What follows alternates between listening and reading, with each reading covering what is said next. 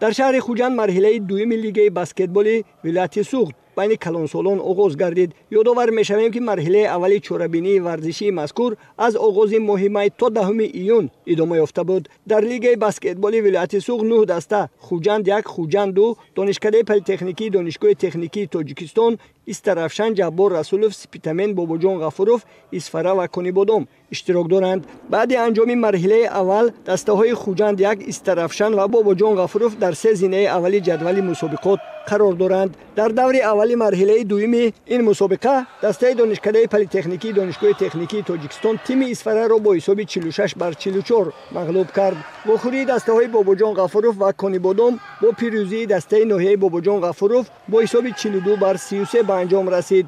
در این دور همچنین خوجند 1 سپیتامن را با حساب 52-38 و جبار رسولوف خوجند 2 را با حساب 46-36 مغلوب نمودند. مورد به ذکر است که واخوری‌ها در دایره مسابقه مذکور هر هفته روزهای یکشنبه در تالار ورزشی دانشگاه دولتی حقوق بیزنس و سیاست تاجیکستان برگزار می‌شوند.